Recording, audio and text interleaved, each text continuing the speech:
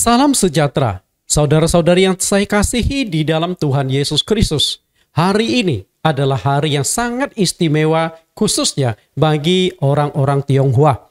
Karena hari ini, tanggal 22 Januari 2023 bertepatan dengan Hari Raya Imlek dan juga bertepatan pada Hari Raya Minggu bagi mayoritas umat Kristen sebagai hari ibadah. Karena itulah hari ini secara khusus saya akan mengangkat satu tema, Imlek dengan Kristen, melalui ibadah yang dipancarkan oleh Gereja Jesus Christ Community GCC bekerja sama dengan Bible Teaching Ministry. Sebelum kita mendengarkan kebenaran firman Tuhan, terlebih dulu kita akan mendengarkan pujian dan penyembahan yang akan dibawakan langsung oleh pencipta lagunya dengan judul lagu Berkat Baru. Semoga di tahun baru Imlek ini engkau mendapatkan berkat-berkat yang baru. Mari kita dengarkan pujian penyembahan ini.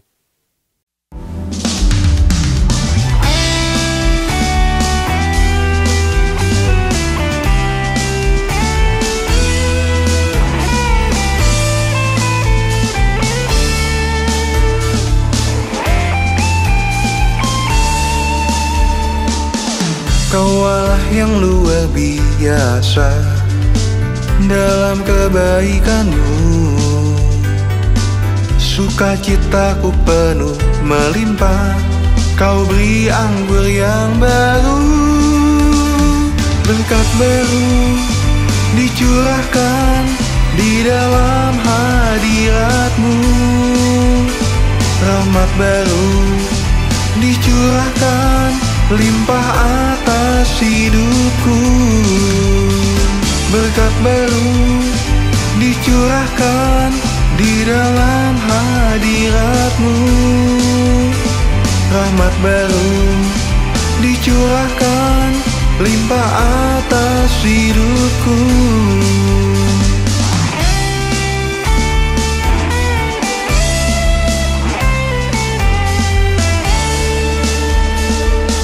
Kau Allah yang tiada duanya dalam kemurahan-Mu. Pulihkan semua keadaanku dengan minyak yang baru. Berkat baru dicurahkan di dalam hadirat-Mu. Rahmat baru dicurahkan limpah atas hidupku. Berkat baru dicurahkan di dalam hadirat-Mu. Rahmat baru dicurahkan limpah atas hidupku. Berkat baru dicurahkan di dalam hadirat-Mu.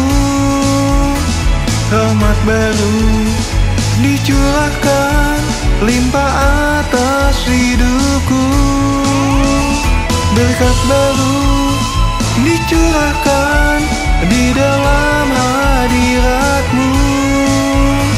Rahmat baru dicurahkan limpah atas hidupku.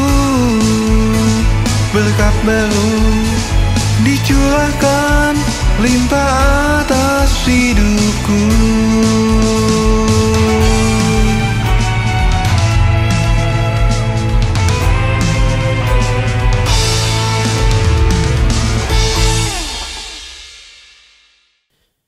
Bapak Ibu yang saya kasihi, mungkin secara khusus saya ucapkan selamat tahun baru Imlek, Kong Si Fat Chai bagi Anda pada hari ini yang merayakan Imlek. Khotbah saya hari ini sangat istimewa karena berkaitan dengan Hari Raya Imlek tahun 2023, tanggal 22 Januari. Dan kebetulan bertepatan juga dengan hari Minggu. Karena itulah di hari istimewa ini saya akan mengupas satu topik yang mungkin perlu kita sebagai orang Kristen tapi juga orang Chinese atau Chinese Kristen untuk merenungkan permasalahan antara iman Kristen dengan masalah perayaan Imlek ini. Sebelum kita masuk ke firman Tuhan, terlebih dulu kita akan berdoa. Mari kita tundukkan kepala kita berdoa.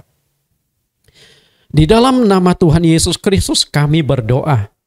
Tuhan kami, Juru Selamat kami yang hidup, kami bersyukur bahwa pada hari ini, walaupun hari ini merupakan hari istimewa khususnya bagi orang-orang Tionghoa, baik di negara aslinya di RRC maupun di Indonesia, bahkan di seluruh dunia, di mana orang-orang keturunan atau orang-orang Chinese berada dan berdomisili.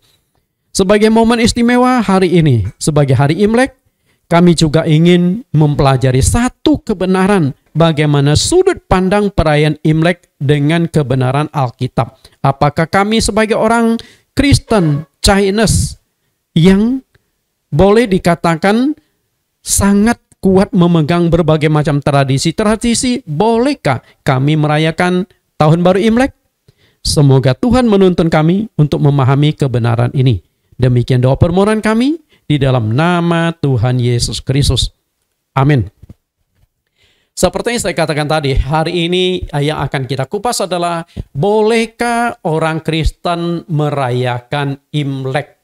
Kalau Anda lihat gambar, ada kongsi facai, lalu ada seorang anak kecil sedang bermain dengan petasan. Perayaan Imlek. Bagaimanapun juga, kadang-kadang ketika sudah berbicara tentang sebuah tradisi, kebiasaan, dan lain sebagainya, setiap negara, setiap suku bangsa pasti punya hal-hal yang berbeda satu dengan yang lain. Nah, tinggal bagaimana kita mencocokkan antara perayaan-perayaan, tradisi-tradisi setiap suku bangsa dengan kebenaran Alkitab. Nah, salah satu yang akan kita kupas ini adalah perayaan Imlek. Pasti yang namanya perayaan Imlek ini menimbulkan pro dan kontra. Karena itulah semoga melalui penjelasan saya hari ini kita bisa mendapatkan satu jawaban yang jelas, satu jawaban yang konkret melalui kebenaran firman Tuhan. Apakah perayaan Imlek itu diperbolehkan di kalangan internal orang-orang Chinese Kristen? Supaya ketika kita melakukannya kita tidak salah. Topik pembahasan yang akan kita kupas sebenarnya ada 2 sesi. Nah, hari ini saya akan kupas 1 sesi. Mungkin di lain kesempatan saya akan membahas 1 sesi lagi. Karena dari topik ini ada dua bagian, ada 2 sesi yang penting yang akan kita kupas. Yang pertama, dari mana asal-usul perayaan Imlek itu sesungguhnya. Dan yang kedua, dominasi warna merah dalam perayaan Imlek. Yang namanya Imlek itu boleh dikatakan identik dengan merah. Lampion merah, baju merah, dan yang paling penting yang merah adalah angpau juga merah. Kemudian yang ketiga, berbagai tahayul dalam perayaan Imlek. Bukan hanya tahayul, tapi juga ada unsur-unsur penyembahan berhala. Kemudian yang keempat, pandangan Alkitab tentang perayaan Imlek. Nah, yang akan saya kupas pada hari ini adalah 2 poin ini. Dari mana asal-usul perayaan Imlek dan pandangan Alkitab tentang perayaan Imlek. Apakah kita sebagai orang Chinese Kristen boleh ikut merayakan Imlek atau tidak? Oke, 2 poin inilah yang akan saya kupas pada hari ini di tanggal 22 Januari 2023. Bagaimana agar orang Tionghoa bisa menerima ajaran Kristen, mengenal dan menerima Yesus Kristus sebagai Tuhan dan Juru Selamat mereka. Salah satu kelompok manusia yang perlu kita injili, yang perlu kita menangkan itu adalah orang-orang Tionghoa. Mengingat orang Tionghoa atau orang China di muka bumi ini merupakan warga negara yang paling banyak. Bahkan ada ahli kependudukan mengatakan, dari 4 orang penduduk bumi, salah satu di antara mereka itu adalah Chinese. Bayangkan, di China saja sudah 1 miliar lebih. Kemudian di Amerika ada, di Jepang ada, di Indonesia ada, Singapura, Malaysia, berbagai macam negara, bahkan sampai di Afrika, di mana mereka punya ciri khas dengan warna kulitnya yang hitam. Orang Chinese pun banyak yang tinggal di Afrika. Apakah mereka itu usaha ataukah mereka ada yang menikah dengan orang Afrika? Maka tidak heran 4 orang muka bumi salah satunya itu adalah orang keturunan Chinese. Apakah keturunan yang masih murni ataukah sudah punya darah campuran? Misalnya orang tuanya, ayahnya bukan orang Chinese, ibunya orang Chinese atau sebaliknya. Dengan kata lain, di mana matahari terbit, di sana ada orang Chinese. Karena itulah dengan sendirinya begitu banyaknya populasi orang Chinese, salah satu sasaran Injil kita adalah memenangkan orang-orang Chinese agar mereka tuh bisa terima Yesus Kristus sebagai Tuhan dan Juru Selamat pribadi mereka. Namun ketika kita mau menginjili orang-orang Chinese ini tidaklah mudah. Karena kita akan terbentur dengan masalah tradisi-tradisi kepercayaan mereka. Seringkali ketika kita memberitakan Injil, bentrok dengan tradisi mereka, dengan kepercayaan mereka, dengan tahayul-tahayul yang mereka miliki. Dan salah satu yang sulit untuk dijembatani atau dijelaskan adalah orang-orang Kristen itu menganggap orang-orang China, apakah itu Konghucu atau Buddha, menganggap orang-orang Kristen itu tidak berbakti. Makanya kalau anak-anaknya Kristen mulai percaya kepada Yesus, mereka sudah wanti-wanti. Mereka banyak yang larang dan sebagainya. Kenapa? Karena orang Kristen dianggap tidak berbakti. Alasannya adalah orang Kristen tidak boleh sembahyang kuburan, tidak boleh sembahyang meja abu, tidak boleh sembahyang simpan abu dan sebagainya untuk disembah. Nah, hal-hal demikianlah dianggap tidak berbakti. Terlebih lagi, karena di dalam agama Konghucu itu ada satu keyakinan, setelah nenek orang tua kita, kakek nenek atau yang di atas generasinya sudah meninggal, maka mereka itu masih harus diberi makan. Nah, di waktu cengbeng atau sembahyang kuburan itulah banyak makanan dibawa ke kuburan supaya engkong oma yang sudah sekian lama meninggal itu tidak kekurangan makanan di alam sana. Nah, sebagai orang Kristen kita kan tidak boleh lakukan itu. Karena itulah orang Kristen dianggap tidak berbakti. Nah, inilah yang perlu kita jelaskan bagaimana menjembataninya supaya kesalahpahaman tersebut bisa dikelirkan, bisa dijelaskan dengan baik. Karena kita ingin memenangkan mereka, karena mereka khawatir, oh kalau saya sudah pindah ke Kristen, berarti saya harus putus hubungan dengan keluarga saya. Saya tidak boleh ini, tidak boleh itu lagi. Tidak demikian, tidak separah itu. Oke, kita akan bahas lebih jauh mengenai menyimak budaya Tionghoa. Menyimak budaya Tionghoa. Yang pertama, hari-hari raya yang diperingati oleh orang Tionghoa. Karena itu kita harus tahu orang Tionghoa itu hari rayanya apa saja. Lalu yang kedua, dewa-dewi sembahan orang Tionghoa. Khususnya yang beragama Konghucu. Mereka tuh banyak sekali dewa-dewi. Ada Tian Kung, Ti Kung, ada Dewi Kuan Im, dan macam-macam dewa-dewi yang mereka sembah. Apakah itu dewa-dewi tersebut benar-benar ada ataukah hanya sebuah kiasan, hikayat, atau yang bagaimana? Nah, kita perlu pelajari. Lalu fungsi dari masing-masing dewa itu apa? Nah, demikian pula di dalam perayaan Imlek juga kental sekali dengan ajang penyembahan kepada dewa-dewi. Misalnya salah satu makanan khas dari orang Chinese di waktu Imlek itu adalah kue keranjang. Anda tahu nggak dari mana tradisi kue keranjang? Nah, ini kan ada unsur kepercayaan, ada unsur tahayul atau apa, kita tidak tahu. Jadi sebenarnya kue keranjang itu adalah kue yang dibuat kalau kita makan itu kan agak nempel, lengket di gigi kan. Nah, itu sebuah kue karena mereka orang China itu yakin di dapur atau di rumah mereka itu ada satu dewa. Seringkali disebut dewa dapur yang setiap tahun sekali, yaitu bertepatan dengan tahun baru Imlek, dia akan naik ke langit memberikan laporan kepada Tuan Dewa Langit atau Tuan Tian Kung bahwa oh keluarga ini baik atau enggak. Kalau dia laporkan oh keluarga ini baik, maka nanti berkat dari langit akan turunkan. Tapi kalau dilaporkan, oh keluarga ini sering berantem, kurang, keluarga ini tidak berbakti pada orang tua, maka sewaktu dilaporkan, langit itu tidak akan menurunkan berkat kepada keluarga ini. Nah, supaya dewa langit ini tidak memberikan laporan aneh-aneh, maka disogok dengan kue keranjang. Manis-manis, supaya ngomongnya enak-enak, manis-manis. Atau kalau keluarga nggak bagus, dikasih kue keranjang, kalau dia gigit nempel-nempel, jadi dia susah untuk memberikan laporan kepada Tian Kong. Ini kepercayaan demikian itu sangat kental. Lalu yang ketiga, simbol-simbol dalam tradisi kehidupan masyarakat Tionghoa. Banyak sekali simbol-simbolnya. Kemudian yang keempat, berbagai macam mitos atau mitologi yang dipercaya oleh orang-orang Tionghoa. Nah, ini kan perlu kita ketahui sebelum kita memberitakan Injil kepada mereka. Supaya apa yang mereka percayai, kita uraikan, kita jelaskan dengan firman Tuhan. Dan kita tuntun untuk mengenal yang mana yang benar, firman Tuhan yang sesuai kehendak Tuhan. Itu yang paling penting. Mengenal hari raya orang Tionghoa. Orang-orang Tionghoa memiliki hari raya, paling tidak ada 7 hari raya yang penting. Nah, kita akan lihat ke 7 hari raya yang penting tersebut. Ada nomor hari raya dan waktu perayaan. Yang pertama, hari raya makan dingin.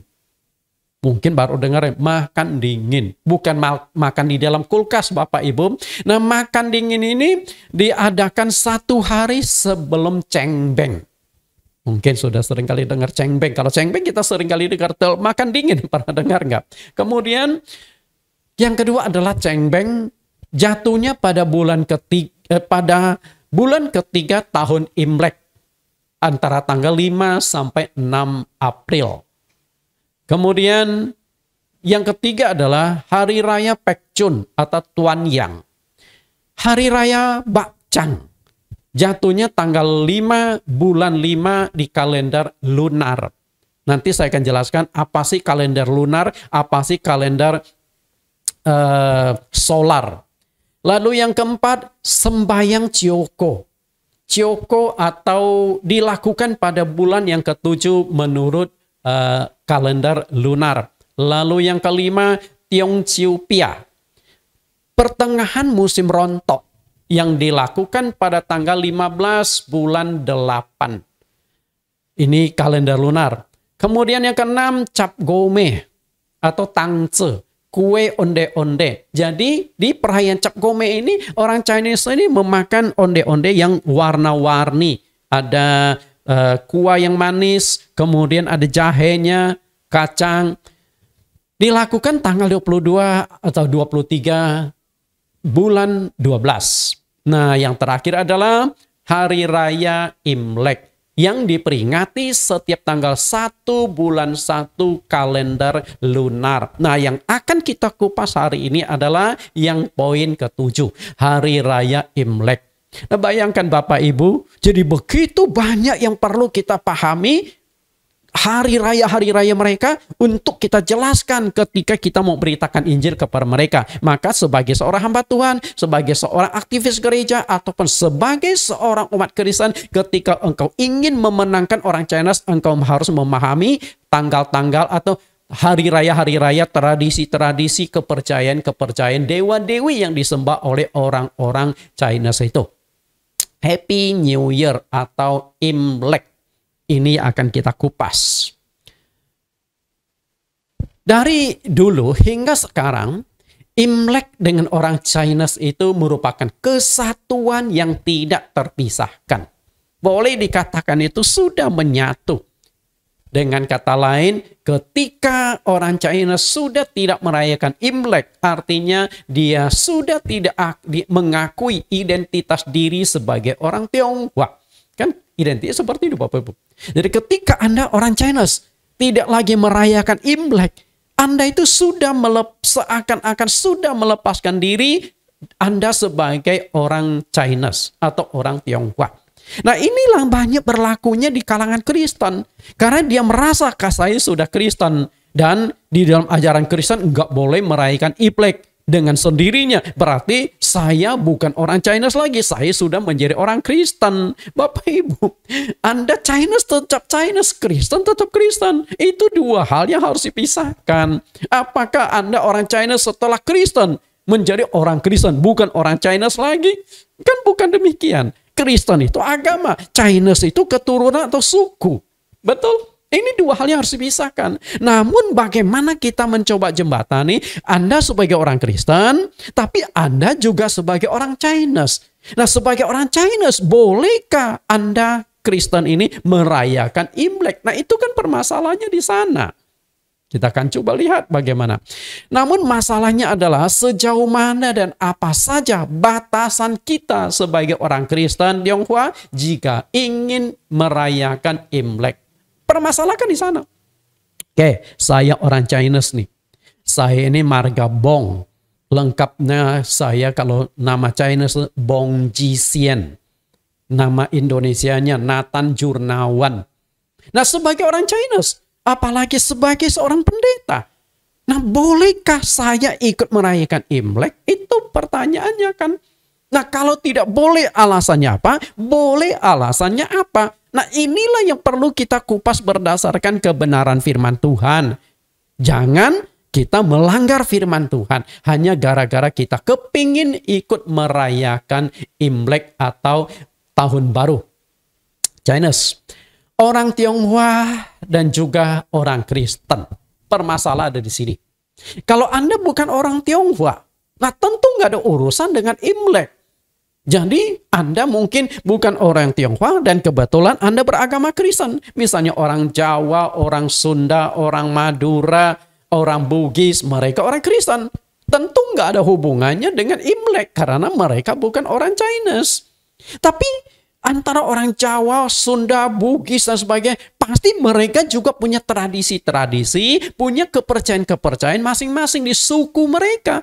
Lalu apakah itu bertentangan dengan firman Tuhan atau tidak? Nah, tentu ini juga harus dijelaskan supaya ketika di dalam hidup ini apapun yang kita lakukan, kita jangan melanggar firman Tuhan. Anda mungkin berkata, oh saya kan nggak tahu Pak. Anda tidak tahu bukan berarti bebas dari hukum. Katakanlah di jalan raya itu ada 10 rambu lalu lintas. Anda datang dari kampung ke kota.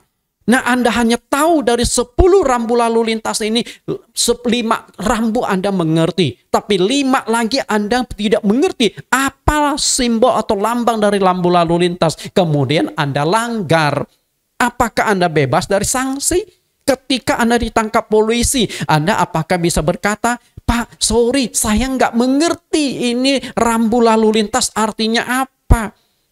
Lalu kata polisi, lah apa urusannya dengan saya? Anda sudah langgar. Lalu dia tanya, Anda dari mana? Saya dari kampung, Pak. Kampung, di kampung saya nggak ada rambu lalu lintas. Nah, polisi tetap nggak ada urusan. Anda dari kampung ke, Anda dari kota ke. Di dalam undang-undang juga nggak ada aturan gini.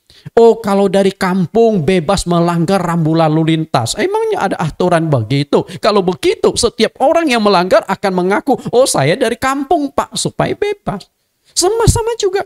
Kadang-kala tradisi, kepercayaan-kepercayaan yang mungkin melekat pada diri kita sebagai salah satu suku yang ada di Indonesia, suku yang ada di dunia. Kebetulan kita Kristen. Nah, kita harus cocokkan ke tradisi, kebudayaan, kepercayaan kita, suku kita masing-masing dengan kebenaran Alkitab agar tidak boleh bertentangan.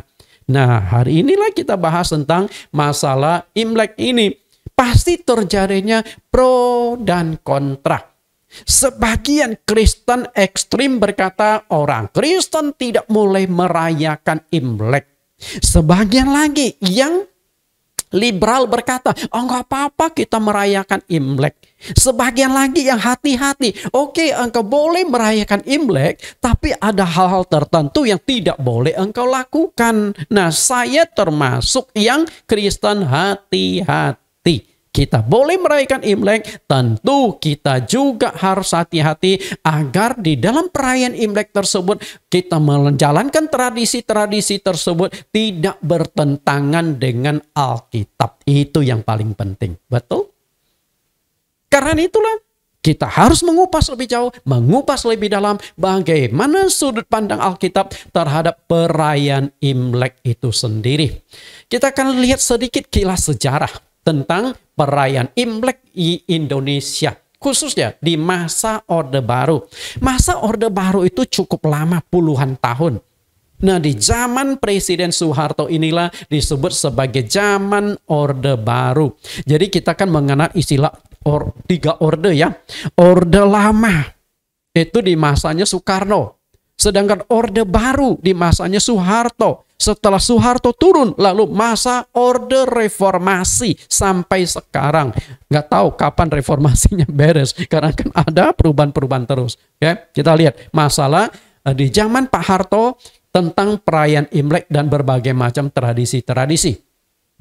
Melansir dari harian Kompas tanggal 8 Februari 2005, ada 21 peraturan perundangan yang diterapkan Presiden Soeharto terkait warga keturunan Tionghoa tidak lama setelah ia memperoleh surat perintah 11 Maret atau kita kenal dengan istilah Super Semar. Bayangkan Bapak Ibu, orang Tionghoa atau Chinese keturunan yang ada di Indonesia. Padahal yang namanya Chinese keturunan itu sudah nggak asli dari RRC kan. Ayah saya, engkong saya saja sudah lahir di Indonesia. Engkong saya lahir di Indonesia, ayah saya lahir di Indonesia. Saya generasi ketiga lahir di Indonesia masih dianggap warga negara Chinese. Padahal saya negara Indonesia asli. Tapi diperlakukan dengan aturan-aturan yang secara secara spesifik diberlakukan untuk orang-orang Tionghoa. Ini kan masalah Bapak Ibu, masalah. Karena itulah kadang-kadang upacara bendera kita sebagai orang China, suku China juga Indonesia tanah airku. Ini sudah tanah airku kok. Saya sudah warga negara Indonesia kok. Tapi kenapa masih ada aturan-aturan 21 peraturan perundang-undangan yang dilakukan untuk memberikan pembatasan-pembatasan kepada orang Tionghoa? Nah, itu terjadi di zaman Orde Baru. Bersyukurlah di zaman reformasi ini orang Tionghoa banyak memperoleh kebebasan-kebebasan. Kita lihat Presiden Soeharto mengeluarkan Instruksi Presiden nomor 14 tahun 1967 tentang agama, kepercayaan dan adat istiadat Chinese atau China. Saya ingat waktu di sekolah SMP di kampung, kami itu sampai nggak boleh bicara bahasa Chinese. Saya orang Hakka, orang Ke. Jadi di sekolah itu guru negur kalau kami berbahasa Hakka, berbahasa Ke dengan teman berbahasa Ke, harus bahasa Indonesia. Nah, ini bahasa itu kan anugerah Tuhan, karunia Tuhan. Kalau kita baca di dalam kitab Kejadian pasal 11, Tuhan juga yang mengacaukan bahasa-bahasa di dunia. Artinya bahasa Indonesia, bahasa Chinese, bahasa Inggris itu kan dari Tuhan, Tuhan yang ngatur. Artinya ketika kita melarang seseorang berbahasa suku bahasa mereka, kita sudah melawan apa yang sudah Tuhan buat ribuan tahun yang lalu, betul? Karena itulah saya sampai sekarang sayang sekali saya tidak begitu menguasai bahasa Mandarin. Mungkin kalau bicara masih oke, bicara dengar masih oke, tapi tulisan saya nggak mengerti karena memang nggak diajarkan di sekolah. Nah, anak-anak muda zaman sekarang kan sudah bagus. Banyak kebebasan. Di sekolah sudah boleh belajar bahasa Mandarin. Nah, generasi-generasi sekarang anak-anak muda Chinese gunakan kesempatan. Karena ketika engkau bisa menguasai dua bahasa dunia, bahasa Inggris, bahasa Mandarin, engkau sudah menguasai dunia. Karena dua bahasa ini yang paling dominan, paling banyak dipakai di dunia. Kemudian, semua pejabat negara, pusat dan daerah diinstruksikan untuk mengawasi dengan ketat pelaksanaan Inpres 14 tahun 1967. Di waktu-waktu dulu, kami juga diwajibkan ganti nama, harus pakai nama Indonesia. Makanya saya tadi katakan nama saya Bong Jisian. Akhirnya demi aturan itu saya terpaksa juga ambil satu nama, Nathan Jurnawan. Dan yang masuk adalah nama Nathan Jurnawan di KTP, di akta-akta dan lain sebagainya. Itu kan bagian dari peraturan-peraturan yang diterapkan di masa Orde Lama. Bayangkan jika Presiden Soeharto waktu itu tidak mendiskreditkan orang Tionghoa, mungkin bahasa Tionghoa itu banyak juga dipelajari oleh orang-orang Indonesia dari berbagai macam suku, dan mereka bisa lakukan bisnis dengan orang-orang Chinese, bisa lakukan bisnis dengan berbagai negara. Karena berbagai negara kan, Amerika kan banyak orang Chinese di sana. Kita kan tidak bisa mendiskreditkan karena engkau orang Chinese jadi engkau bukan orang Amerika lagi. Tetap Amerika, tapi ada Chinese, mereka sudah menjadi warga negara Amerika. Bukankah ketika bisa menguasai bahasa Chinese, Anda bisa bertransaksi ke seluruh dunia, khususnya dengan orang-orang keturunan China. Masa Orde Baru ini cukup lama, 32 tahun. Artinya selama 32 tahun ini kita sebagai orang Chinese ini tidak mendapatkan kebebasan untuk menjalankan tradisi, kebudayaan, dan sebagainya. Imlek. Setelah sekian puluh tahun dilarang, akhirnya masyarakat Tionghoa di Indonesia dapat kembali merayakan hari Imlek dan hari Cap Gome adalah pada era kepemimpinan Presiden Abdurrahman Wahid yang akrab disapa dengan Gus Dur. Jadi di zaman Gus Dur inilah orang-orang Chinese mendapatkan kelonggaran yang lumayan baik.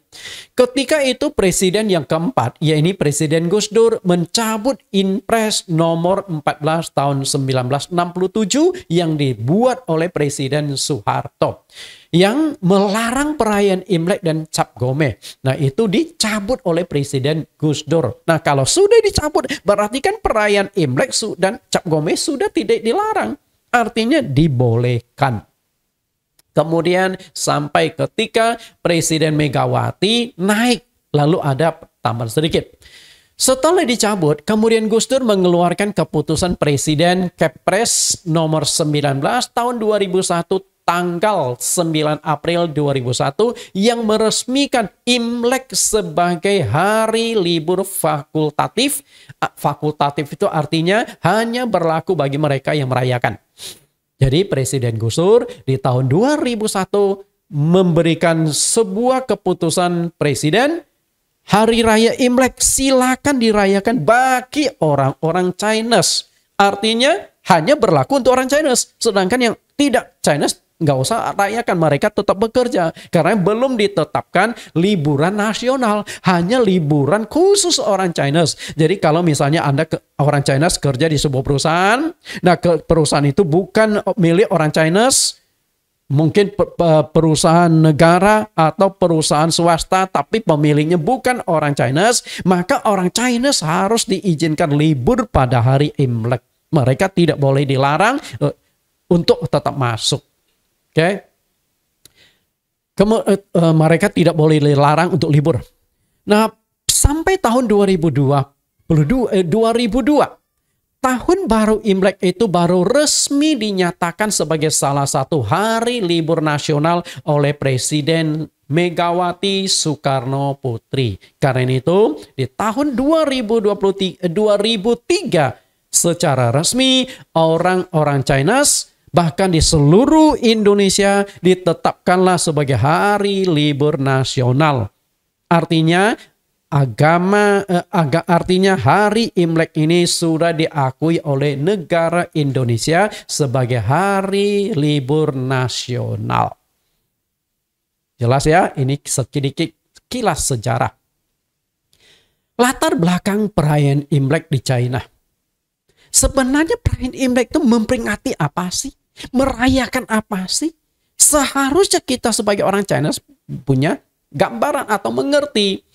Tahun baru Imlek sebenarnya merupakan festival musim semi atau dikenal dengan Chunjie.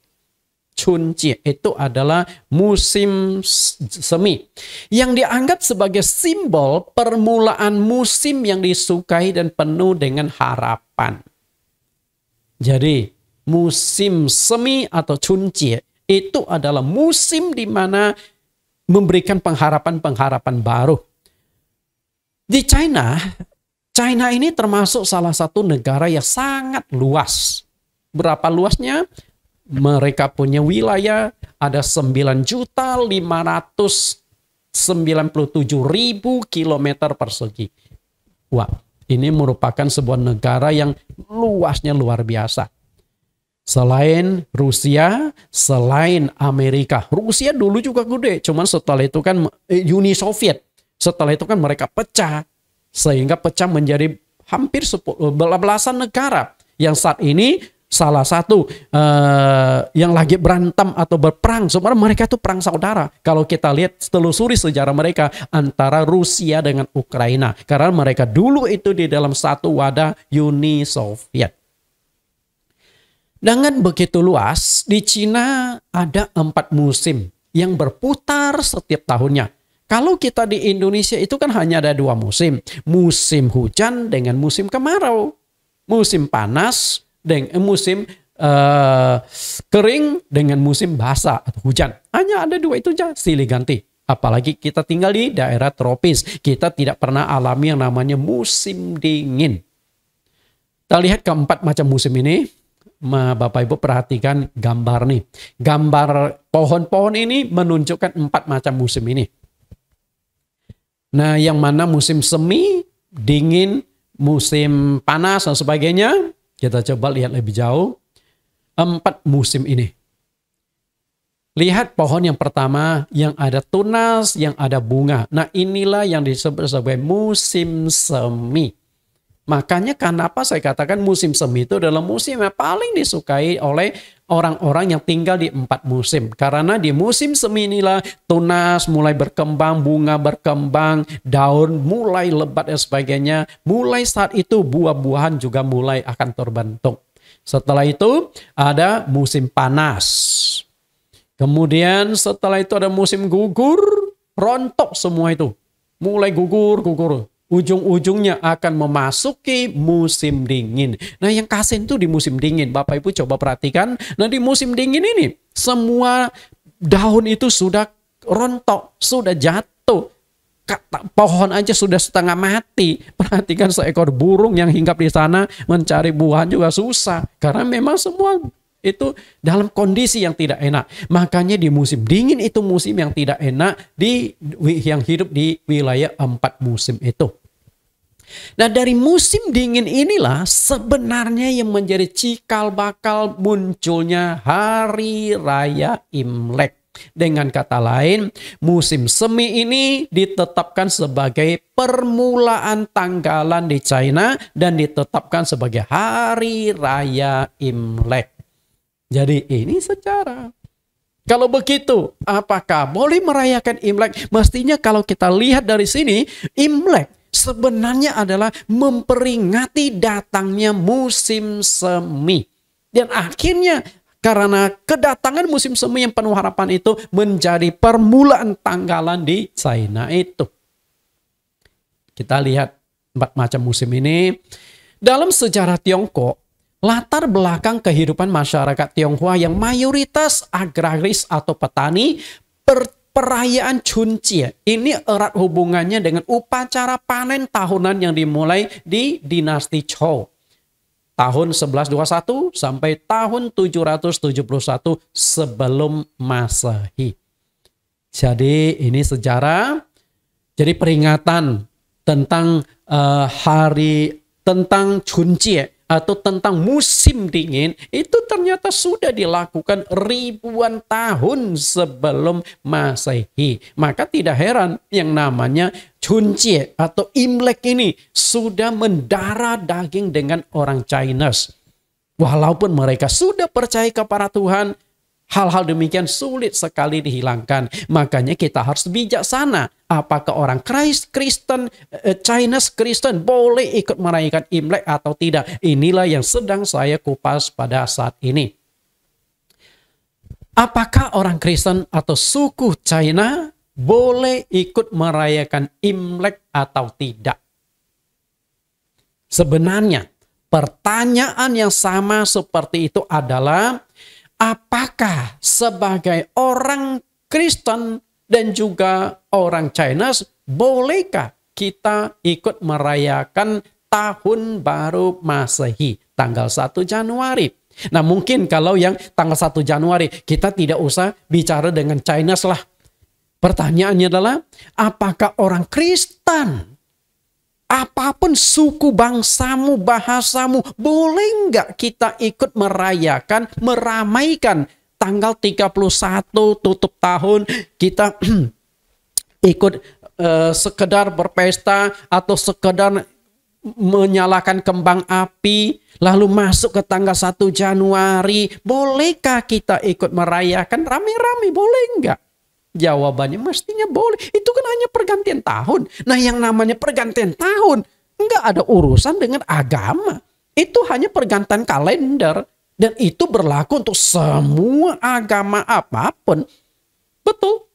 Jadi yang namanya tahun baru Imlek, tahun baru Masehi. Ini kan tahun baru yang diakui di seluruh dunia demi pencocokan kalender. Karena jika tidak ada pencocokan di seluruh dunia, tentu transaksi-transaksi perdagangan ekonomi akan mengalami kekacauan.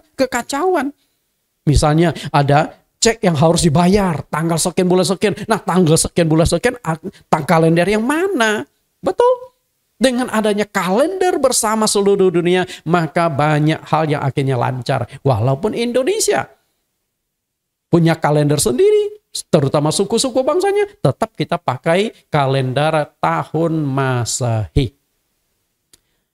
Tahun 1949 lahirlah negara Republik Rakyat Tiongkok atau RRC, Republik Rakyat China. Di tahun 1949 negara mereka nyatakan sebagai negara yang merdeka.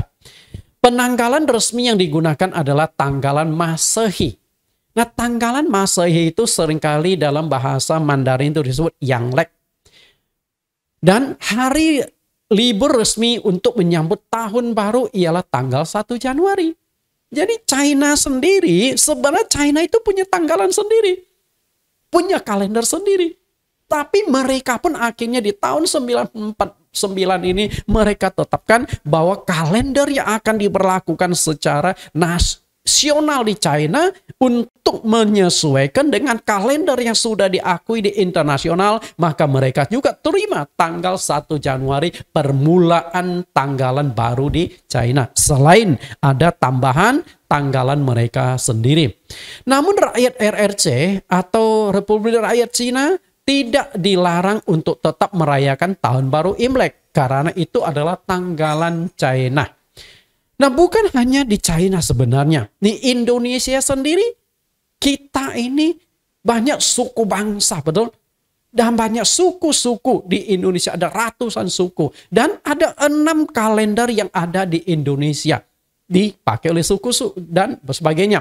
Kalender pertama adalah kalender Masehi. Nah, kalender Masehi yang saya maksudkan di sini adalah yang sama yang diakui seluruh dunia. Tanggal 1 Januari adalah permulaan tahun. Dan hari ini saya khotbah tanggal 22 Januari 2023. Nah, itu tanggalan yang resmi yang diakui di Indonesia. Lalu ada lagi kalender Hijriah. Kalender Hijriah ini tentu erat sekali kaitannya dengan umat Muslim atau orang Islam. Ini adalah kalender yang memiliki unsur keagamaan. Sedangkan kalau tanggal 1 Januari tidak ada unsur keagamaan. Kemudian ada kalender Jawa. Betul, ada kalender Jawa ya. Kemudian ada kalender Sunda, ada kalender Saka dan Bali. Rupanya Bali sendiri juga punya kalender sendiri. Jadi 6 kalender. Apakah boleh tetap mereka pakai? Sah-sah saja kalau untuk diberlakukan di internal mereka. Selain tentunya tanggalan atau kalender Masehi yang diakui di Indonesia.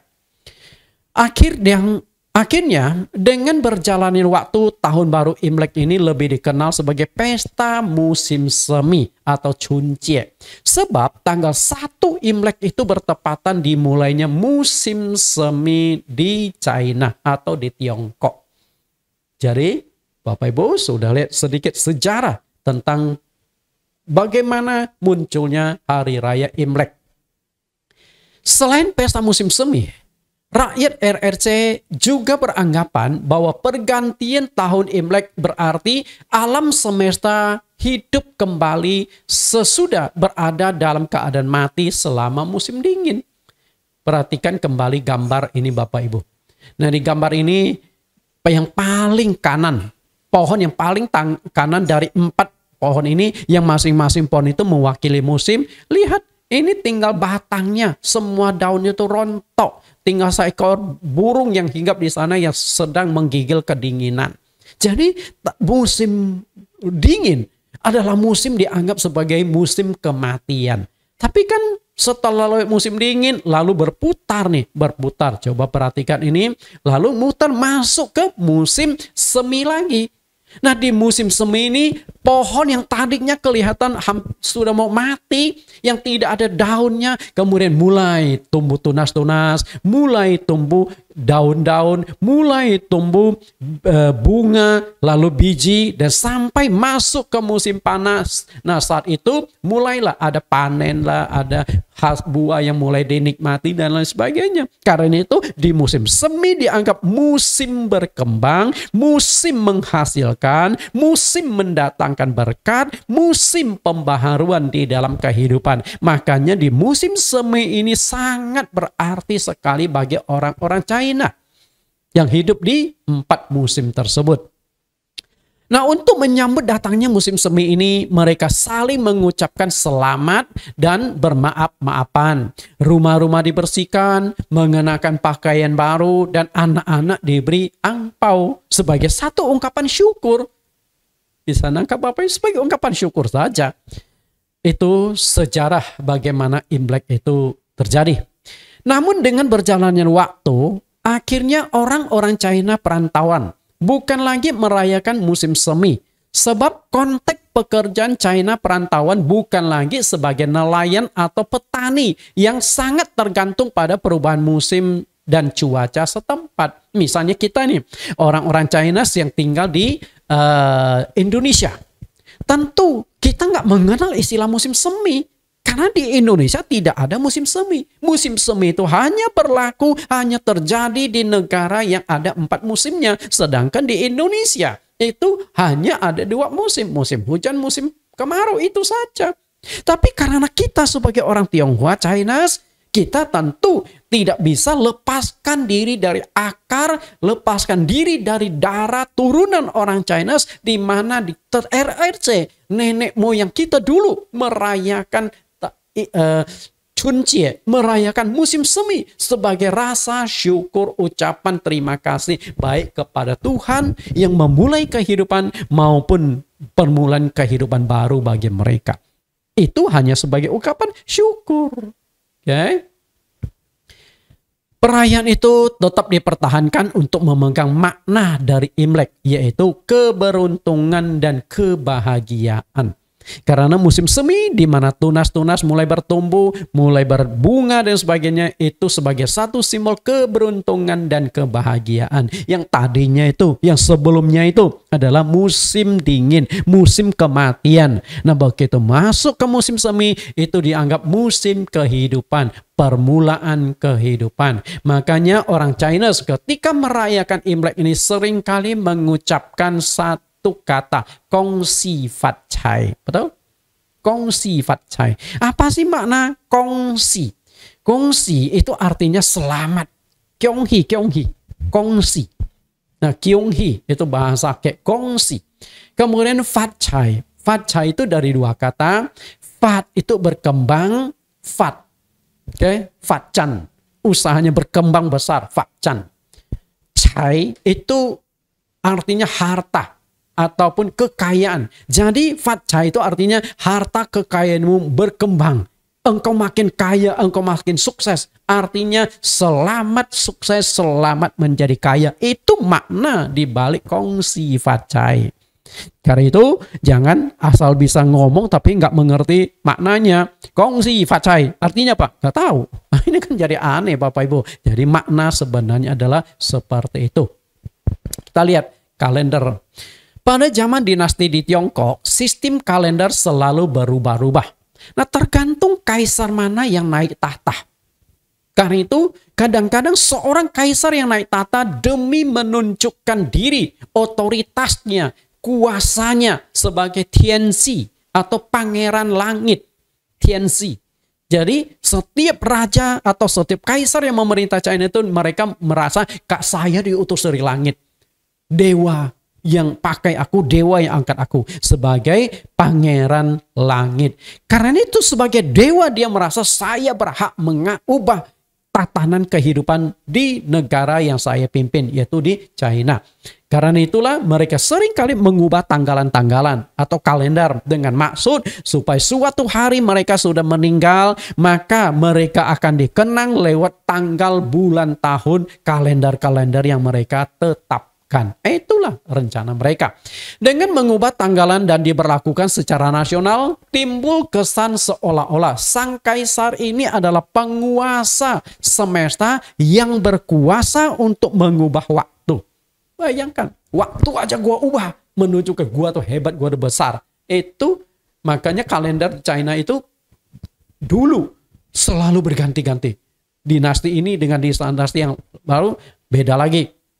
Kadang-kadang bisa terjadi misalnya ini nih dinasti A dengan dinasti B perang. Dinasti A kemudian menang melawan dinasti B. Kemudian untuk memperingati hari kemenangan itu diubahlah menjadi tanggalan permulaan tahun mereka.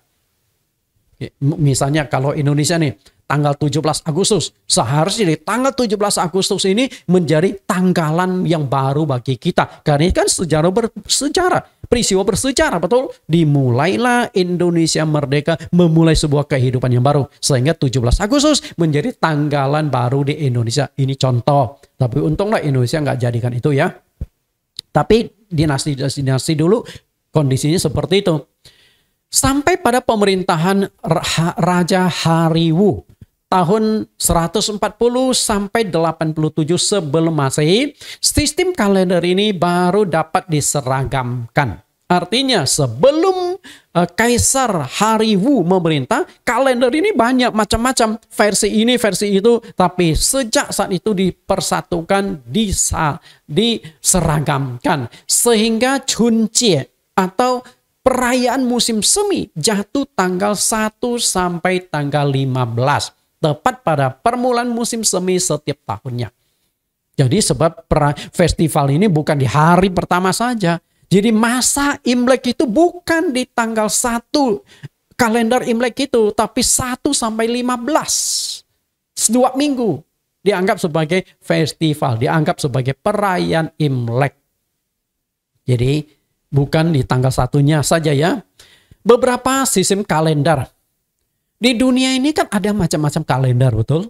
Tadi saya juga sudah katakan di Indonesia saja ada 6 kalender yang diberlakukan. Walaupun kita punya kalender yang resmi, kalender Masehi. Nah, sistem penghitungan kalender yang ada di dunia itu ada beberapa versi. Kita lihat kalender sistemnya solar. Ini solar bukan bensin ya, bukan pertama. Itu hanya istilah solar. Lalu kalender solar itu adalah kalender yang dihitung berdasarkan pergerakan matahari. Jadi patokan dalam matahari, bagaimana peredaran matahari. Nah itulah mereka hitung. Itulah disebut kalender solar. Kemudian kalender lunar. Penghitungan berdasarkan peredaran atau pergerakan bulan. Itu lunar. Kalau Luna Maya beda lagi Bapak Ibu. Itu beda lagi ya. Lunar. Kemudian lunisolar. Apalagi itu? Nah lunisolar itu adalah gabungan. Matahari dan bulan pergerakannya gimana. Lalu dilakukan penyesuaian. Muncullah yang namanya kalender lunisolar. Jadi bukan hanya bulan atau matahari patokannya. Kemudian satu lagi persetujuan. Ternyata ada kalender persetujuan ya, sistem kalender. Nah sistem kalender persetujuan biasa dipakai para pakar bintang. Oke, pakar bintang. Jadi ternyata bintang juga bisa diamati dan akhirnya ditetapkan sebuah kalender yang dihitung berdasarkan peredaran ataupun kondisi dari bintang-bintang. Nah, yang Bapak Ibu tangkap apa? Bapak Ibu tahu nggak? Solar, lunar, lusilonar, dan persetujuan. Bapak Ibu tahu nggak apa yang kita tangkap di sini? Nah, yang saya tangkap di sini kebenaran Alkitab muncul di sini. Luar biasa kan? Kebenaran Alkitab muncul di sini. Coba perhatikan ayat Alkitabnya. Kejadian pasal yang pertama ayat 14. Kejadian 1:14. Berfirmanlah Allah, jadilah benda-benda penerang pada cakrawala untuk memisahkan siang dari malam. Biarlah benda-benda penerang itu menjadi tanda yang menunjukkan masa-masa yang tetap dan hari-hari dan tahun-tahun. Betul nggak Bapak Ibu? Ternyata matahari, bulan, bintang itu Tuhan sudah tentukan. Dan uniknya apa yang sudah Tuhan tentukan akan menjadi tanggal, bulan, tahun, masa-masa yang tetap. Sehingga terciptalah yang namanya kalender solar, lunar, luni, solar, persetujuan.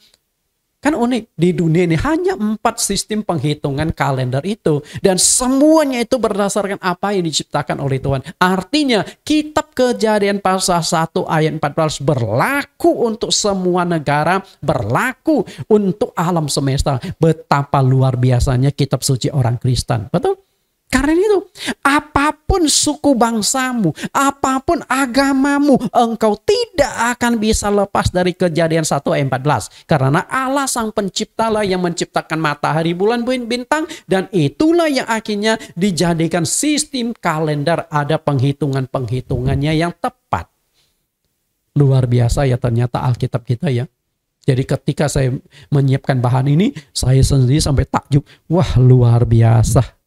Alkitab yang saya pegang, Alkitab yang saya imani. Perhatikan, biarlah benda-benda penerang itu menjadi tanda masa-masa. Penerang yang dimaksud itu adalah matahari, bulan, dan bintang yang ada di langit. Dahsyat Tuhan kita, dahsyat Alkitab kita. Kita lihat kembali kalender Tiongkok atau kalender RRC.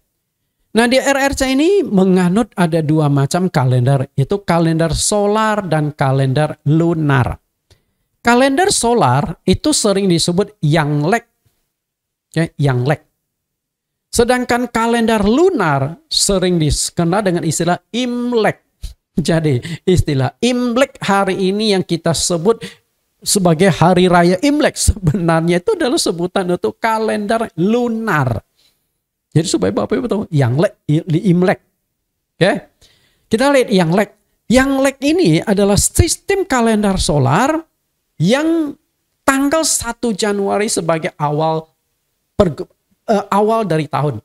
Nah, kalender Yanglek ini berlaku di seluruh dunia karena menggunakan sistem penghitungan solar atau peredaran matahari. Sedangkan Imlek jatuhnya itu pada tanggal 1 Chuncie. Imlek. 1 Chuncie atau tanggal 1 musim semi. Jadi kalau di sini mestinya kita sudah temukan jawaban. Bolehkah kita merayakan Imlek atau tidak? Lihat 1 Januari. Apakah orang Kristen boleh ikut merayakan tanggal 1 Januari? Boleh nggak Bapak Ibu? Jawabannya adalah boleh. Di seluruh dunia, baik Kristen, Katolik, Hindu, Buddha, ya tanggal 1 Januari kan tanggalan internasional, bukan untuk tanggalan agama. Nah, kalau agama mau punya tanggalan sendiri ya terserah. Misalnya orang Islam punya tanggalan-tanggalan sendiri, punya kalender sendiri, ya terserah untuk diberlakukan di internal mereka. Misalnya di 1 Idul Fitri, misalnya di Hari Raya Idul Fitri, lalu mereka punya tanggalan-tanggalan bagaimana hitungnya, itu urusan nggak apa-apa. Nah, di orang Kristen juga ada perayaan Natal. Okay. Kemudian, tanggal 1 Chuncie. Mengapa ini tidak boleh dirayakan? Jika tanggal 1 Januari kita boleh merayakan, aneh rasanya tanggal 1 Chuncie atau tanggal 1 Imlek, kalender lunar kita tidak boleh merayakan. Kan aneh. Ini kan hanya pergantian tahun. Bisa tangkap Bapak Ibu? Jadi, ini sama-sama hanya pergantian tahun baru, hanya beda kalender. Yang satunya kalender internasional, sedangkan yang lunar atau Imlek itu kalender yang ada di China. Ini hanya kalender. Karena itu kalau Anda sebagai orang China boleh merayakan Imlek. Walaupun Anda orang Kristen, tidak masalah. Karena itu hanya perayaan sama seperti perayaan tahun 1 Januari. Kalau kita sebagai orang Kristen, sebagai orang Chinese, tanggal 1 Chuncie, ini yang disebut sebagai Imlek hari ini. Itulah sejarahnya. Apakah orang Kristen boleh merayakan pergantian tahun tanggal 1 Januari? Tadi saya sudah katakan boleh. Jika boleh, maka tanggal 1 Chuncie yang kita sebut dengan Imlek seharusnya juga boleh dirayakan. Tidak masalah. Allah tidak melarang kita tetap memelihara tradisi dan adat istiadat nenek moyang kita. Tuhan itu nggak pernah larang. Ketika Anda suku bangsa tertentu punya tradisi nenek moyang, dengan kata lain, tradisi nenek moyang bermanfaat, baik, dan tidak bertentangan dengan Alkitab. Intinya kan di sana. Kita lihat bagaimana bangsa Yahudi kaitan dengan tradisi nenek moyang mereka. Galatia 1 ayat 13-14. Sebab kamu telah mendengar tentang hidupku dahulu dalam agama Yahudi. Tanpa batas aku menganiaya jemaat Allah dan berusaha membinasakannya. 14. Dan di dalam agama Yahudi aku jauh lebih maju dari banyak teman yang sebaya dengan aku di antara bangsaku.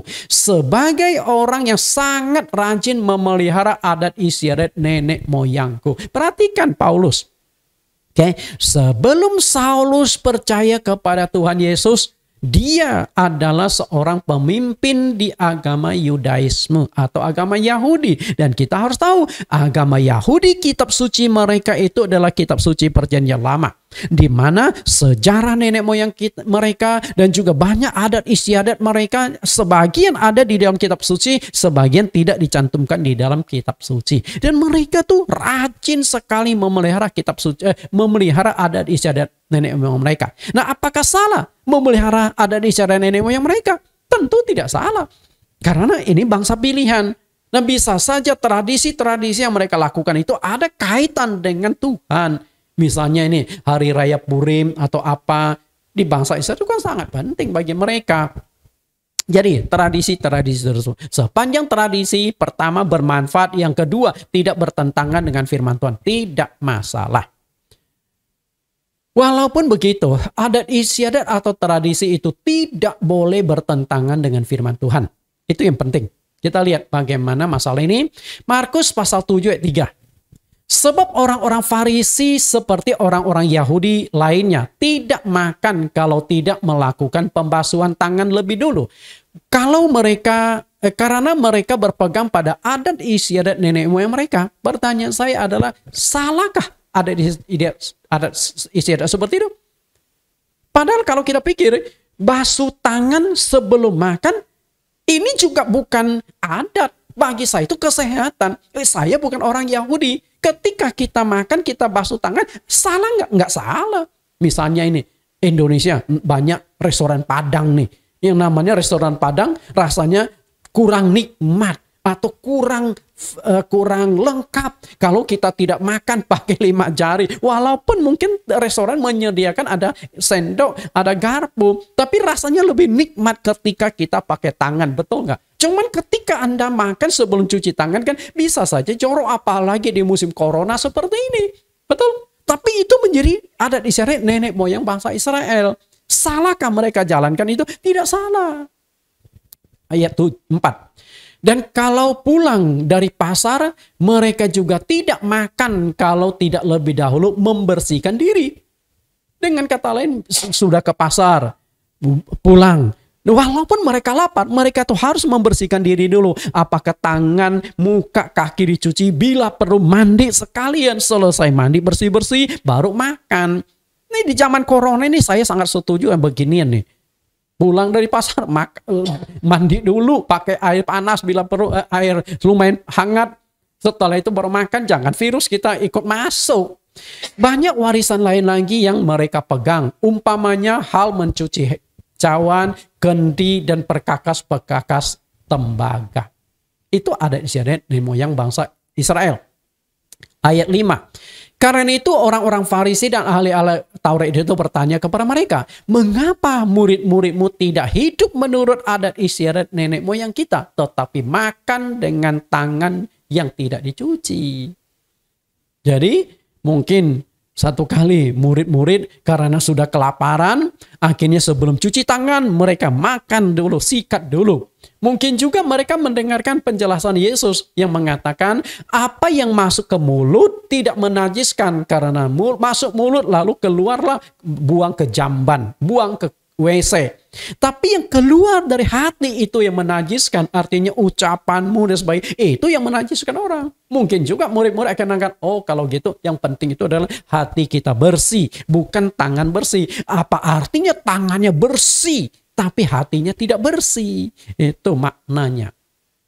Kemudian Markus 7 ayat 6, jawabnya kepada mereka, benarlah nubuat Yesaya tentang kamu, hai orang-orang munafik. Sebab ada tertulis, bangsa ini memuliakan aku dengan bibirnya, padahal hatinya jauh daripadaku. Percuma mereka beribadah kepadaku, sedangkan ajaran yang mereka ajarkan ialah perintah manusia. Tangkap nggak maksud Tuhan itu apa?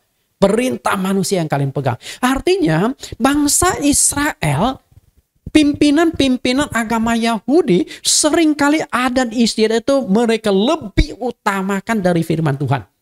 Makanya waktu lihat murid-murid tidak cuci tangan, langsung ditegur, kenapa menegur Tuhan Yesus? Kenapa sih murid-muridmu nggak ikut nenek moyang kita punya tradisi? Nggak cuci tangan sebelum makan? Nggak membersihkan diri setelah perjalanan? Maka Yesus katakan, kalian tuh lebih mengagungkan adat dari firman Tuhan. Jadi harus bedakan. Tuhan tidak melarang memegang adat, oke? Adat itu kan bagus, kebersihan. Tapi tidak boleh melebihi firman Tuhan. Intinya ada di sana. Ayat 8, perintah Allah kamu abaikan untuk berpegang pada adat istiadat manusia. Yesus berkata pula kepada mereka, sungguh pandai kamu mengesampingkan perintah Allah supaya kamu dapat memelihara adat istiadatmu.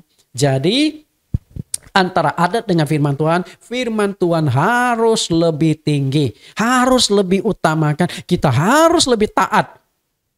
Kalau adat itu sejalan dengan firman Tuhan gak masalah. Kalau adat istiadat, tradisi-tradisi bertentangan dengan firman Tuhan, maka yang harus kita pilih adalah firman Tuhan, bukan tradisi-tradisi itu. Jadi harus kita mengerti dengan jelas. Kita lihat Imlek. Contoh nih, Imlek bertepatan dengan hari ibadah. Apa hari ini Bapak Ibu? Hari ini 22 Januari 2023 bertepatan juga dengan hari Minggu, hari ibadahnya umat Kristen Katolik di seluruh dunia. Bagi yang tidak pegang hari Sabat, kecuali yang pegang hari Sabat, mereka kan ibadah hari Sabtu. Nah, hari Minggu sebagai hari ibadah dan juga hari Minggu bertepatan dengan hari raya Imlek. Apa yang harus Anda lakukan? Saya harus katakan, ibadah dulu baru merayakan Imlek. Ya, bisa nangkap Bapak Ibu? Oke, misalnya saya nggak bisa datang ke gereja nih, bagaimana Pak? Anda paling jelek lah, di rumah Anda harus berdoa dulu. Harus ibadah kecil dulu. Tapi kalau nggak, Anda usahakanlah ke gereja. Kita lihat Matius 6 ayat 33. Tetapi carilah dahulu kerajaan Allah dan kebenarannya, maka semuanya itu akan ditambahkan kepadamu. Tuhan Yesus tidak melarang orang merayakan Imlek. Tapi kalau hari raya Imlek seperti hari ini bertepatan dengan hari ibadahnya orang Kristen, Anda ibadah dulu. Pulangnya baru merayakan Imlek. Pulangnya baru kyonghi-kyonghian. Kenapa demikian? Karena ada janji berkat yang Tuhan katakan. Semua itu akan ditambahkan kepadamu. Perhatikan, akan ditambahkan kepadamu. Tapi dengan catatan, dulukan ibadah dari Imlek. Jangan kau cari angpau dulu baru ibadah. Atau cari angpau lupa ibadah. Karena apa? Yang akan Tuhan tambahkan itu adalah angpau pasti datang. Kalau angpau dari manusia kecil, setahun sekali lagi. Tapi kalau angpau dari Tuhan, gede.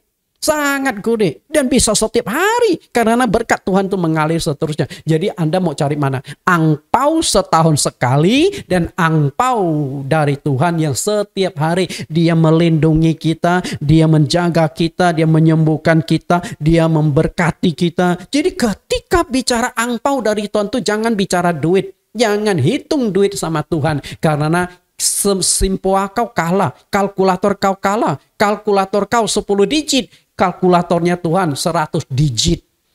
Jangan bicara duit di mata Tuhan. Karena kesehatan duit. Betul. Keluarga bahagia. Lebih dari duit. Kesehatan kemudian ada damai sejahtera lebih dari duit yang tidak bisa kau beli dengan uang. Engkau bisa beli ranjang yang mahal tapi engkau tidak bisa beli tidur nyenyak. Betul? Itu masalahnya dari Tuhan itu. Oh, lebih dahsyat. Markus 7:10. Karena Musa telah berkata, hormatilah ayahmu dan ibumu, dan siapa yang mengutuki ayahnya atau ibunya harus mati. Tetapi kamu berkata, kalau seorang berkata kepada bapaknya atau ibunya, apa yang ada padaku yang dapat digunakan untuk pemeliharaanmu sudah digunakan untuk korban, yaitu persembahan kepada Allah. Bapak Ibu coba perhatikan pertentangan antara firman Tuhan dengan adat istiadat. Mana yang harus diutamakan? Kita lihat. Maka kamu tidak membiarkan lagi berbuat sesuatu pun kepada bapamu atau ibumu. Oke, artinya Tuhan tetap mengajarkan harus sayang menghormati ayah dan ibu. Karena itulah ada yang namanya Imlek. Salah satu yang dijalankan di dalam tradisi Imlek adalah datang ke rumah orang tua. Betul? Orang Chinese setiap kali Imlek pasti datang ke rumah orang tua duluan. Nah minggu ini biasa kalau setiap Imlek pagi saya kunjungan rumah papa dulu. Nah kemudian saya ke rumah mertua. Satu rombongan sama anak saya sama istri saya. Kyonghi sama mertua saya. Sama keluarga yang tinggal di sana. Nah tapi karena hari ini hari Imlek. Dan juga bertetapatan dengan di mana ada orang Kristen ibadah. Nah kami tentu ibadah dulu. Karena di gereja kami sementara itu masih ibadah di hari Minggu juga. Suatu hari mungkin saya akan kupas tentang masalah hari Sabat. Supaya kita tahu hari Sabat itu hari apa dan apakah masih perlu kita pegang atau tidak. Ayat 13. Dengan demikian firman Allah kamu nyatakan tidak berlaku demi adat istiadat yang kamu ikuti itu. Dan banyak hal lain lagi yang kamu lakukan. Jadi ayat 13 itu adalah kesimpulan yang ingin Tuhan tegaskan. Firman Tuhan harus lebih diutamakan dari adat istiadat. Ke gereja dulu baru Imlek. Intinya di sana. Kalau dalam konteks khotbah saya hari ini. Salah satu ajaran yang sangat penting bagi anak Kristen di Alkitab itu adalah menghormati orang tua. Jadi salah besar jika orang-orang Konghucu, Buddha, yang Chinese ya, menganggap orang-orang Kristen tidak berbakti. Salah besar. Justru di agama Kristen mengajarkan berbakti sangat-sangat penting. Seperti yang Yesus katakan tadi, peliharalah orang tuamu. Jauh lebih penting dari segala-galanya. Menghormati orang tua. Begitu pentingnya menghormati kedua orang tua kita sampai dimasukkan ke dalam 10 hukum Allah. Yang diukir oleh jari Allah dalam 2 lempengan batu di Gunung Sinai. Bayangkan Bapak Ibu. Alkitab kita yang begitu tebal. Terdiri dari 66 kitab. Okay? Perjanjian lama sampai perjanjian baru. Begitu tebal. Penulisnya kurang lebih 40 orang. Tapi ada bagian tertentu yang ditulis oleh Allah. Allah sendiri yang tulis nih. Dengan jarinya di atas 2 lempengan batu. Dan boleh dikatakan intisari di dalam Alkitab yang begitu tebal adalah uraian dari isi yang ditulis oleh jari Allah yaitu 10 hukum Allah. Jadi Bapak Ibu, Alkitab Anda yang tebal itu hanya penjelasan penguraian lebih jauh dari 10 hukum Allah. Nah di hari raya Imlek itulah orang tua itu paling senang. Orang tua itu selalu merindukan Imlek datang. Itu orang tua yang masih kuno-kuno yang karena di hari raya Imlek itulah anak-anak berkumpul, mantu-mantu datang bersama, cucu-cucu pada berkumpul, cicit-cicit, apalagi kalau sampai cicit ya. Bapak Ibu yang saya kasih, inilah salah satu kenapa orang Chinese Kristen harus ikut merayakan Imlek, karena berkumpul bersama dengan keluarga. Kita lihat dulu isi 10 hukum Allah. 10 hukum Allah itu hanya dibagi menjadi 2 bagian utama, yaitu hukum yang bersifat aktif. Artinya kita harus aktif melakukan hukum itu. Sedangkan ada 8 hukum yang bersifat pasif. Kenapa saya akan katakan pasif? Tinggal Anda jauhi larangan itu. Itu kan pasif. Tinggal saya menjauhi. Nah, kita lihat bagi yang mana aktif dan yang mana pasif. Lihat 10 hukum Allah. 10 hukum Allah itu tercatat di dalam 2 kitab. Kitab Keluaran pasal 20 dan Ulangan pasal 5. Kenapa sampai dicatatkan 2 kali? Disalin ulang di dalam kitab Ulangan, artinya itu sangat penting. Kita lihat yang saya kutip dari Keluaran 20 ayat 1 sampai 17. Nah, ini dia. Law hukum yang pertama. Batu yang pertama. Ada 4 hukum. Jangan ada padamu Allah lain. Jangan membuat bagimu patung. Jangan menyebut nama Tuhan Allahmu. Ingat dan kuduskan hari Sabat. Sedangkan hukum yang lempengan batu yang kedua itu berisi 6 hukum. Hormati ayahmu ibumu, jangan membunuh, jangan berzina, jangan mencuri, jangan mengucapkan sesuatu dusta, jangan mengingini rumah sesamamu, dan seterusnya. Nah, Bapak Ibu perhatikan yang mana yang pasif dan aktif. Sudah ketemu? Hukum yang pasif adalah yang saya cetak merah di bagian awal yang ada kata jangan, jangan, jangan, jangan. Ada 8 kali jangan. Itu hukum yang bersifat pasif. Tinggal Anda menjauhi, selesai. Tapi ada hukum yang aktif yang harus engkau jalankan, yaitu ingat dan kuduskan hari Sabat. Itu kan aktif. Kemudian hukum kelima, hormati ayahmu dan ibumu. Itu kan aktif. Jadi kita itu harus pelihara orang tua, menyenangkan orang tua, berbakti pada orang tua. Itu hukum yang aktif, masuk ke dalam 10 hukum Allah. Jadi Alkitab Bapak Ibu ya begitu tebal, 66 kitab. Itu penguraian dari 10 hukum Allah. Hukum yang pertama, hubungan kita dengan Tuhan. Jadi hukum 1 sampai hukum yang keempat, hubungan kita dengan Tuhan. Sedangkan hukum yang kelima sampai hukum 10, hukuman kita dengan sesama manusia. Jangan membunuh, jangan mencuri, hormati ayah. Itu kan hubungan kita dengan sesama manusia. Jadi kalau kita mau lihat hubungan dengan Tuhan itu garisnya vertikal, atas bawah. Hubungan dengan sesama garisnya horizontal. Kalau 2 garis dipadukan terbentuklah salib. Jadi Alkitab yang begitu tebal, intisarinya, simbolnya itu hanya satu, salib Yesus Kristus. Luar biasa kan? Oke, kita lihat. Hari Imlek bagi orang-orang tua yang tinggal di kampung adalah momen yang sangat mereka nantikan dan diingat-ingat. Kenapa? Karena itu terjadi hanya 1 tahun sekali. Setahun sekali. Oke. Hari Imlek ini adalah kesempatan kita untuk berbakti kepada orang tua. Di mana hari Imlek itu kita membelikan baju baru untuk kedua orang tua. Oh, kan senang itu orang tua dapat baju baru. Oh, ada pakai itu di hari raya Imlek. Mungkin selama ini kita lupa ataupun tidak sering bersama orang tua, tidak tinggal bersama orang tua, kita tidak begitu memperhatikan bajunya. Nah, kita ingin di hari Imlek dia tampil dengan lebih bagus, baju lebih bagus, lebih baru, betul? Maka salah satu kebiasaan dari orang China adalah kalau sudah Imlek tuh pasti cari baju tuh, rame di toko baju. Lalu yang kedua, memberikan angpau untuk kedua orang tua. Sewaktu kita baru lahir sampai usia tertentu, orang tua yang memelihara kita. Dulu waktu kita kecil, kita orang tua yang memberi angpau untuk kita. Nah, sekarang kita sukses, sudah berhasil, sudah punya pekerjaan, kita yang kasih angpau untuk orang tua. Jadi setiap tahun saya dengan istri, saya dengan istri kasih angpau untuk ayah saya, Karena mama saya sudah lama meninggal, lalu saya dan istri kasih angpau juga untuk mertua saya. Padahal mertua saya jauh lebih kaya dari saya. Tapi kita kasih angpau sebagai wujud kita sayang mertua, kita perhatian para mertua. Mertua itu bukan melihat angka yang ada di dalam angpau, dia lebih mampu. Tapi sebagai wujud kita sayang, kita berbakti kepada mertua. Bisa tangkap Bapak Ibu? Nah itu kan di momen tahun baru Imlek cocok. Nggak mungkin kan kalau udah hari biasa tahu-tahu kasih angpau. Kan aneh juga. Kemudian membelikan berbagai macam makanan khas Imlek. Jadi ada makanan yang khas Imlek, yang hari Imlek baru ada muncul. Salah satunya kue keranjang. Bukan berarti di luar Imlek tidak boleh makan kue keranjang atau tidak boleh jual kue keranjang.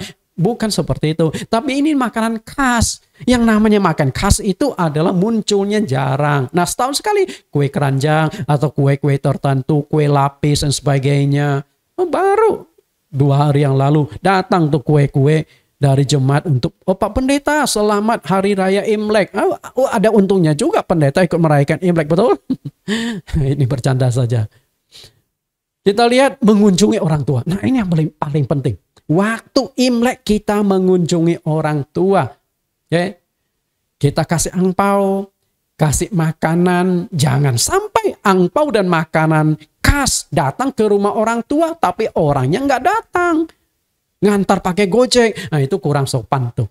Kalau hari-hari biasa sekali-kali kita antar pakai Gojek ya nggak apa-apa. Tapi di hari raya Imlek usahakan kita yang datang sendiri. Bawa kasih angpau, kasih makanan khas. Inilah kelihatan tradisi tapi sangat bermanfaat. Dan orang tua kita juga senang. Oh ternyata anakku sudah Kristen, masih perhatian. Memang perhatian wajib. Kita lihat Happy New Year. Kira-kira keluarga siapa ini? Tahun baru Imlek adalah momen keluarga bisa berkumpul bersama. Karena itu yang pergi merantau wajib pulang kampung. Wajib.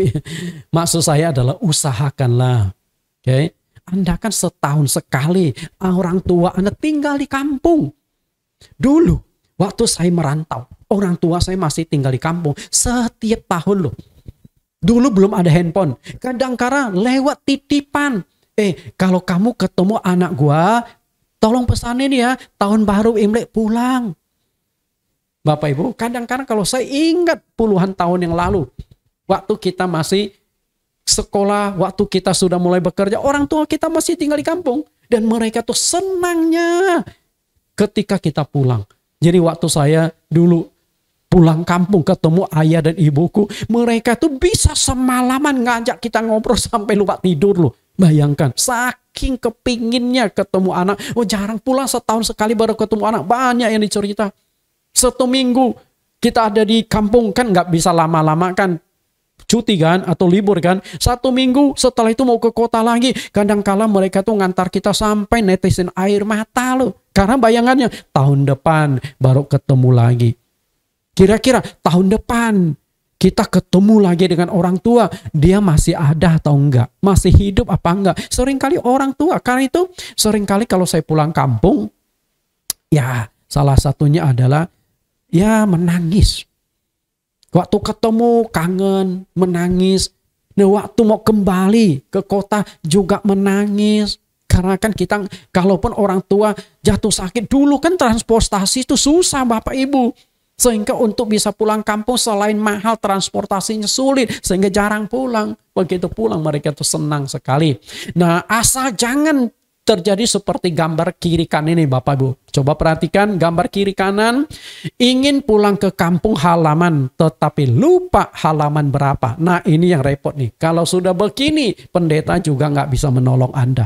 Pendeta juga nggak bisa apa-apa, oke? Mau pulang kampung halaman keberapa lupa. Terus terang, saya karena orang tua saya kan sudah tinggal di kota semua. Saya setelah keluar pulang merantau dari kampung, saya punya kampung kecil. Di kampung saya itu dulu 30 tahun yang lampau belum ada listrik, belum ada pam, jalan itu masih belum ada aspal. Namanya pulau Sungai Semut itu tempat saya lahir. Mungkin saking kecilnya seperti semut, jangan-jangan tidak ada di peta Indonesia. Kecil sekali kampung saya. Oke. Nah, di sanalah saya dilahirkan. Karena itulah, setelah saya merantau, orang tua saya itu sudah tidak ada di sana lagi. Sudah puluhan tahun saya tidak pulang. Saya juga tidak tahu kampung halaman saya berubah jadi apa. Maka kalau seperti gambar ini mungkin cocok untuk saya juga. Mau pulang kampung halaman tapi tidak tahu halaman keberapa. Mungkin berlaku juga untuk saya. Nah, berbahagialah yang kampung halamannya masih dia ingat. Selamat pulang kampung, selamat merayakan Imlek. Oke. Namun menghormati dan taat pada orang tua itu harus di dalam Tuhan. Jadi perayaan Imlek kita kan menghormati orang tua, berkunjung kepada orang tua, tapi harus di dalam Tuhan. Efesus 6 ayat 1. Hai anak-anak, taatilah orang tuamu di dalam Tuhan karena harus demikian. Perhatikan. Ketika kita menghormati orang tua, kita berbakti kepada orang tua, kita harus lakukan jangan bertentangan dengan firman Tuhan. Oke. Hormati ayahmu dan ibumu, ini adalah suatu perintah yang penting seperti yang nyata dari janji ini. Tuhan tahu, bahkan Tuhan lengkapi dengan berkat-berkat luar biasa loh. Kalau engkau menghormati, memelihara orang tuamu, Tuhan sediakan berkat. Nah, saya ada sedikit kesaksian nih. Oke, sedikit kesaksian bagaimana berkat Tuhan itu ditawarkan bagi orang yang perhatian berbakti kepada orang tua. Nah, selama ini saya punya ayah. Kan tidak tinggal dengan saya karena saya punya adik perempuan. Nah, papa saya lebih memilih ikut adik perempuan karena ada cucu yang urus di sana. Nah, setelah adik saya meninggal, kemudian papa saya juga kena stroke. Nah, saya yang kemudian merawat papa saya. Sudah bertahun, lebih dari tahunan saya urus papa saya. Nah, saat itu terus terang, saya harus rombak kamar saya. Untuk rombak kamar saja habis hampir 50 juta. Kamar dirombak, ranjang baru, dipasang AC, macam-macam. Sediakan televisi supaya orang tua nggak bosan dan sebagainya. Hampir 50 juta. Walaupun sederhana, WC dirombak dan sebagainya. Bapak Ibu yang saya kasih. Nah, kan tahu sendiri gaji pendeta kan. Tapi uniknya, setelah ayah saya tampung beberapa bulan, saya kan selain jadi pendeta ada kecil-kecilan properti, main properti. Saya dengan satu teman, Pak Roli namanya, ada 11 unit rumah di daerah Serdang Kemayoran. Okay? Daerah Serdang, daerah Bendungan Jago. Di Jalan Taruna, 11 unit. Nah, sisa 3 unit. Okay? Sisa 3 unit sudah 4-5 tahun nggak terjual. Karena 2 unit itu yang besar, panjangnya 19,5 meter, lebarnya 4 meter, 3 lantai, itu susah jual. Karena di dalam gang bisa masuk mobil tapi pas-pasan, susah sekali dijual. Dan ada satu lagi yang kecil, hanya bisa masuk motor, karena itu satu petak tanah besar dikotak-kotakin, susah sekali jual. Satu hari ada yang tertarik beli 3 unit rumah langsung terjual dalam 1 bulan, 3 unit. Sehingga 11 unit rumah itu terjual. Nah, dari sana pun saya bisa urus orang tua untuk dibawa ke dokter lah, untuk terapi ini itulah. Kalau nggak ada duit itu, ya berat juga. Jadi dari sini kita belajar menghormati orang tua, berbakti pada orang tua. Tuhan sediakan berkat supaya kamu berbahagia panjang umur di bumi. Karena ada berkat-berkat yang Tuhan sediakan. Kita lihat, nah ini yang perlu kita perhatikan, acara sungkeman. Acara sungkeman. Walaupun kita sebagai orang Kristen boleh ikut merayakan tahun baru Imlek, namun ada hal-hal tertentu yang harus diwaspadai. Selain harus menjauhi unsur penyembahan berhala dan berbagai tahayul, salah satunya adalah tradisi sungkeman kepada orang tua. Karena itu Anda sebagai orang Chinese Kristen, perhatikan, ketika perayaan Imlek, sungkeman itu harus diperhatikan baik-baik, boleh atau enggak. Nah ini perhatikan cara sungkeman. Datang pada orang tua, bersujud lalu kasih angpau. Nah kadang-kadang juga bersujud sampai muka mencium tanah, mencium lantai di hadapan orang tua. Lalu orang tua akan pegang kepala kita atau angkat tangannya mengampuni. Nah ini yang mungkin harus kita perhatikan ya. Tradisi sungkeman. Pada waktu Imlek ada acara sungkeman di mana orang tua akan duduk di kursi. Selanjutnya anak-anak dari yang tua sampai yang muda harus sujud atau kui Sujud ya, di depan orang tua untuk meminta maaf dan memohon pengampunan atas kesalahan kepada orang tua dalam 1 tahun ini.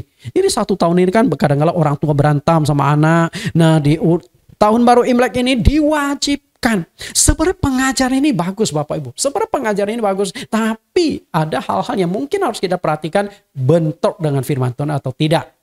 Oke, tradisi yang dimaksud ini sangat baik. Tetapi tekniknya kurang tepat menurut Alkitab. Allah menghendaki menghormati orang tua, tetapi bukan dalam konteks menyembah orang tua. Kan kalau kita mau minta maaf kan bisa kita pelukan, maaf ya. Nggak usah sampai sembah sujud di hadapan mereka. Nah itu yang dihindari. Sebenarnya pengajaran bagus, tapi bertentangan dengan firman Tuhan. Bertentangannya di mana?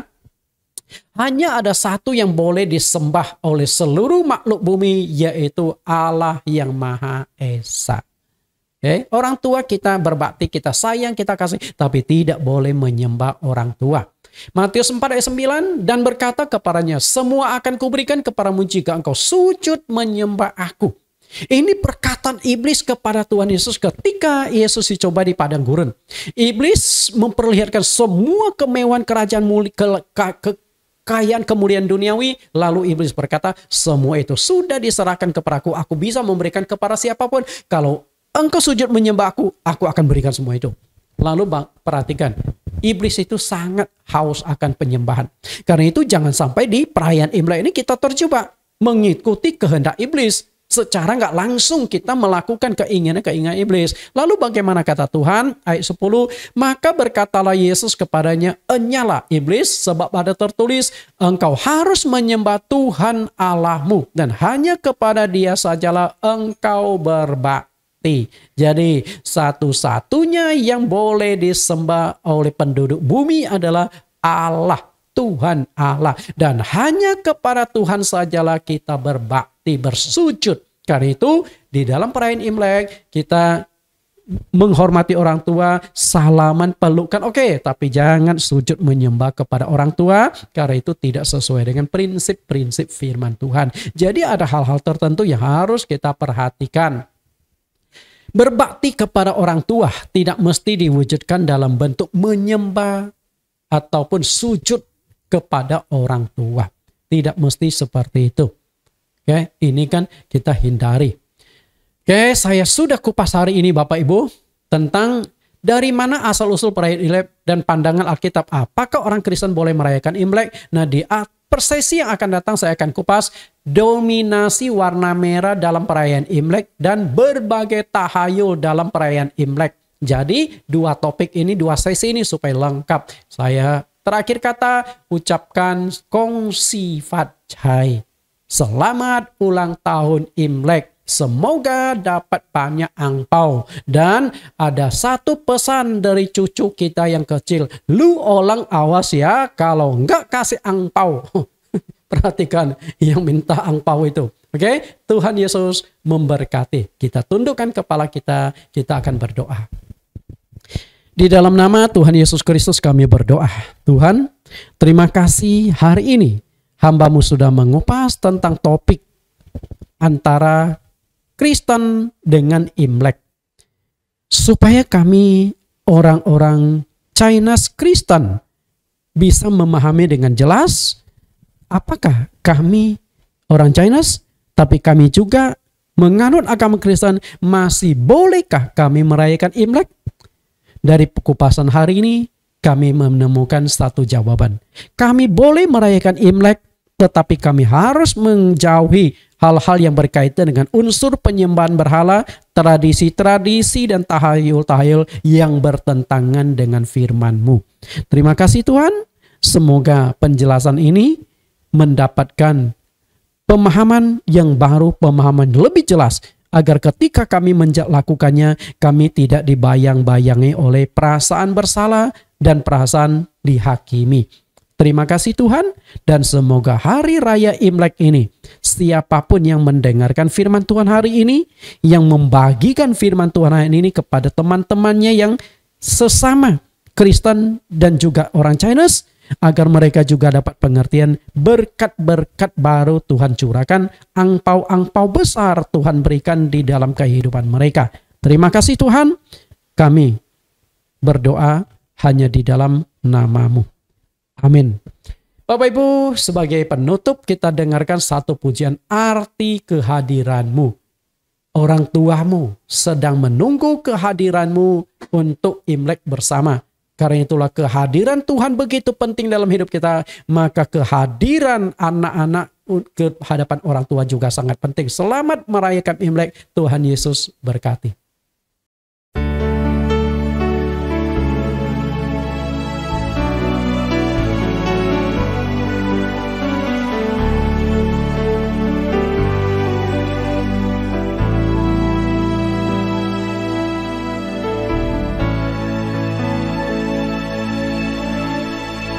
Jalanmu tak terselami oleh setiap hati kami, namun satu hal ku percaya,